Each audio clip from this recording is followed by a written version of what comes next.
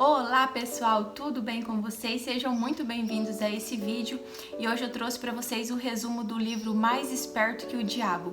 Esse livro aqui tem um título bem imponente, né? Algumas pessoas até têm um certo preconceito sobre ele, mas não tem nada a ver, não é um livro diabólico, é um livro sim de autoanálise, né, pessoal, autoanálise, desenvolvimento pessoal, que faz você pensar um pouco mais sobre a sua vida e sobre as decisões que você está tomando, né? E hoje eu resolvi trazer para vocês um resumo desse livro, contando o que eu achei dele, algumas partes do livro também vou compartilhar com vocês e explicar sobre o contexto desse livro, tá bom?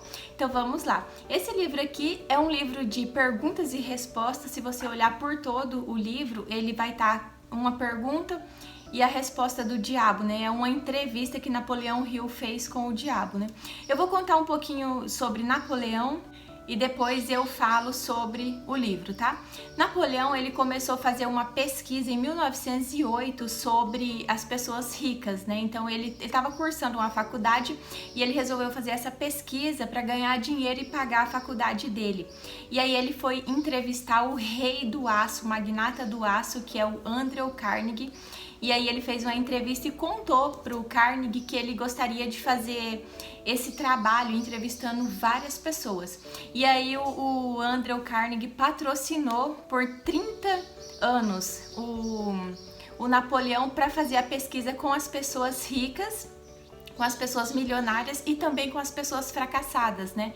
E aí Napoleão, ele passou vários anos trabalhando, né? 30 anos, na verdade, trabalhando, pesquisando essas pessoas, e ele entrevistou 500 pessoas de sucesso, de muito sucesso no mundo. E ele também pesquisou 25 mil pessoas que se consideravam fracassadas, né? Por algum motivo na vida que não deram certo e, tipo assim, aquelas pessoas que chegou no final da vida e não conseguiu realizar seus objetivos. Então ele entrevistou essas pessoas também. Então foram 25 mil pessoas fracassadas e 500 pessoas de sucesso, né? Inclusive tipo Henry Ford, esse tipo de pessoas assim que teve um grande impacto no mundo, né? Então ele começou o trabalho em 1908 e esse livro aqui, ele foi uma época que ele estava bem difícil a vida dele, ele tinha passado por uns problemas lá que ele trabalhava com um rapaz e daí um jornalista, na verdade, e daí mataram esse jornalista e ameaçaram ele de morte também. E ele teve que fugir, ele passou um ano escondido, porque os assassinos queriam matar ele também, achando que ele compartilhava do que o outro jornalista tinha feito, né? E aí ele fugiu, ficou um ano escondido. E aí, nesse um ano, ele passou por muitas angústias, muitas coisas assim, dele ficar pensando, achando que ele era um fracassado, né? Ele tinha montado várias empresas e todas as empresas davam muito dinheiro, mas ele não se sentia feliz. Então, ele ficou esse tempo escondido e aí, quando ele já não aguentava mais, ele já estava naquela angústia, assim, muito grande. Um dia, ele estava em volta de uma escola, dando voltas e repetindo para ele mesmo que ele ia conseguir uma resposta para a vida dele, né? E aí, nesse dia, ele ouviu uma voz através de, assim, como se fosse um pensamento, ele explica no livro, e ele fala que essa voz é o outro eu dele. Eu já ouvi falar muito sobre esse outro eu, que é como se fosse a nossa intuição, como se fosse o nosso anjo da guarda. Tem vários nomes, algumas pessoas chamam de centelha divina, de anjo da guarda, de alma, de várias coisas, né? E aí ele explica que a gente tem duas pessoas em nós, né? Tipo assim, o nosso físico aqui, o nosso eu físico, e essa outra mente superior que ela dá dicas pra gente de como a gente deve seguir. Mas para isso você precisa estar conectado com essa mente superior, senão você não consegue se conectar com ela e ouvir, né, o que ela tem para dizer para você. Ou seja, nesse dia Napoleão se conectou com esse eu superior dele e esse outro eu começou a dar dicas para ele do que ele devia fazer. E aí mandou ele fazer uma viagem e tudo mais, e ele foi fazer essa viagem e aí ele, num quarto de hotel, ele fez essa entrevista com o diabo. Ele fala assim que vai da sua cabeça o que você fazer a sua análise aí, se foi uma entrevista verdadeira ou se foi alguma coisa da cabeça de Napoleão, se foi uma imaginação ou algo do tipo, né? Eu acredito que seja assim, como tem esse eu superior que fala com a gente, eu acredito que pode ser a intuição de Napoleão Hill que falou com ele, mostrou, né, isso aí. Eu acredito nisso, né? Mas daí é de cada um acreditar no que convém mais, o que você acredita, não sei, né? Mas então, vamos lá. Napoleão fez essa entrevista com o diabo e aí ele fez aqui muitas perguntas para o diabo sobre as coisas que acontecem no mundo. E aí o diabo ele disse que ele domina 98% das pessoas do mundo. 98% das pessoas estão alienadas com ele, fazendo as coisas para ajudar ele, ou seja, fazendo tudo aquilo que ele quer. E aí ele explica o seguinte, que para uma pessoa não ser alienada ao diabo, ela precisa ter o domínio da própria mente, ela precisa dominar a mente dela, dominar os pensamentos, dominar o sentimento dela. Se ela não consegue se dominar, é uma pessoa dominada por outras pessoas e os próprios pensamentos dela dominam ela é tipo assim, uma aliada do diabo, né? Ou seja, uma pessoa que deixou o diabo tomar conta da vida dela e aí ela tá alienada. E aí o diabo ele fala sobre muitas coisas, ele fala sobre o medo. São 6 tipos de medo que o diabo cita no livro. Eu até anotei aqui para falar para vocês, né, para ficar mais rápido. O primeiro medo é o medo da pobreza. Esse é um dos medos principal que o diabo faz as pessoas se alienar a ele, porque as pessoas têm muito medo da pobreza. O segundo medo é o medo da crítica, que as pessoas deixam de fazer as coisas que elas querem, de realizar seus sonhos por medo do que os outros vão falar, por medo do que as pessoas vão falar, das críticas que vão fazer com ela. Às vezes as pessoas não estão nem se importando com ela e ela tá pensando que vão se importar, que vão criticar e deixa de fazer as coisas, ou seja, está se alienando ao diabo. O terceiro medo é a falta de saúde, né? Você ficar doente, enfim. O quarto medo é o medo da velhice. O quinto medo é de perder um amor, de perder uma pessoa amada, né? Que ele fala que uma pessoa que te importa. Importar, o significado de importar é voltar-se para dentro. Então, quando você volta para dentro, você encontra as pessoas que você gosta muito, né?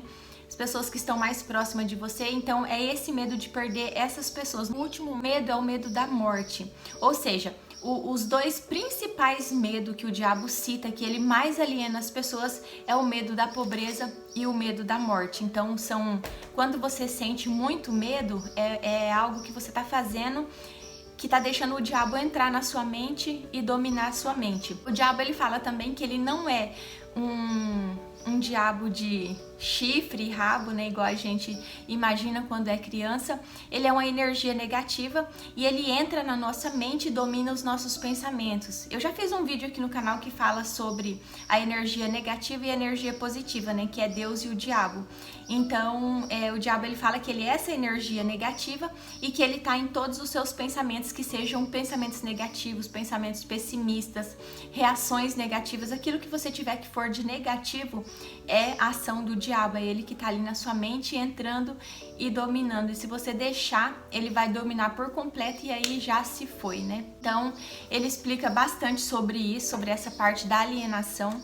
Ele explica também sobre os líderes religiosos que ensina a igreja, né? As pessoas que estão à frente da igreja, os pais, os professores de escola. Ele fala que ele usa essas pessoas para se alienar a ele, para fazer parte do grupo dele, assim, vamos falar como se fosse um grupo que vai fazer alienar as outras crianças, né? E como que ele usa essas pessoas? É através do medo, né?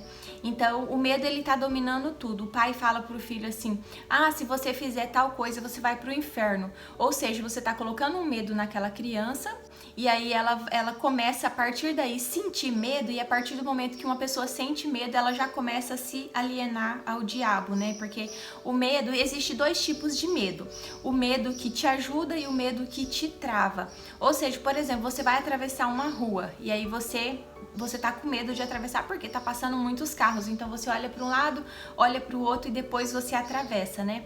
Então esse medo é um medo que te faz bem, então esse medo não é um medo que o diabo vai te dominar. Agora, o medo de fazer alguma coisa por medo da crítica ou de algum desses medos que eu citei anteriormente, aí sim, é um medo que tá te paralisando, que tá deixando de fazer você agir. E aí esse medo, sim, é um medo que vem do diabo para paralisar a sua vida, para te dominar.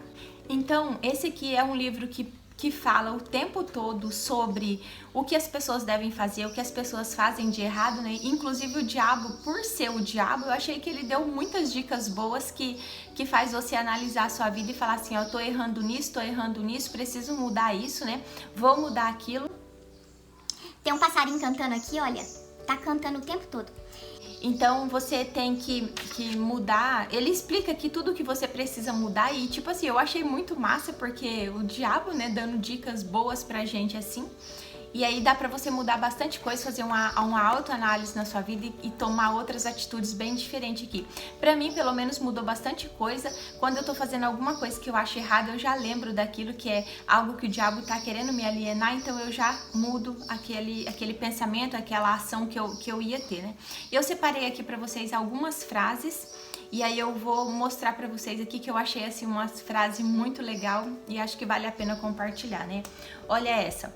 Sua única limitação é aquela que você impõe em sua própria mente. Sua única limitação é aquela que você impõe à sua própria mente. Ou seja, qualquer limitação que a gente tem é a gente mesmo que causa, né? Tudo é a gente que causa através dos nossos pensamentos, dos nossos sentimentos e das nossas ações. Olha essa daqui que incrível.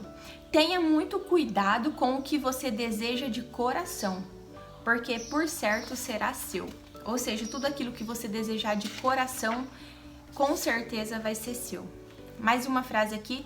Tudo em que um homem ou uma mulher acreditar ser verdadeiro, a partir daquele instante começou a se tornar verdadeiro. Ou seja, tudo que você imaginar que seja verdadeiro, com certeza vai ser verdadeiro, né?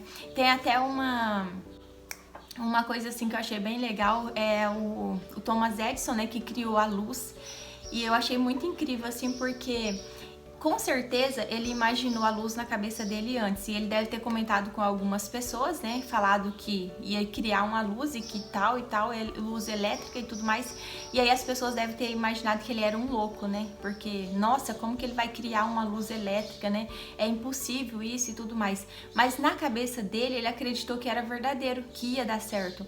E o que aconteceu? Nasceu na cabeça dele e ele teve aquele sentimento de criar aquilo, aquela imaginação toda. E o que aconteceu? Hoje nós temos luz elétrica no mundo inteiro. Ou seja, tudo que você acredita que é verdadeiro, com certeza é verdadeiro. Então, pessoal, esse livro aqui, eu achei ele muito interessante, é um livro que ensina bastante. Eu gostaria de deixar para vocês a indicação para vocês lerem esse livro, que vale muito a pena, tá?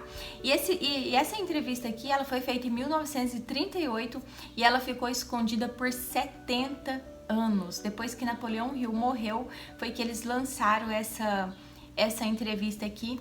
Esse livro aqui ele foi lançado nos Estados Unidos, lá para os países de fora, em 2011 e aqui no Brasil ele chegou à tradução brasileira em 2014.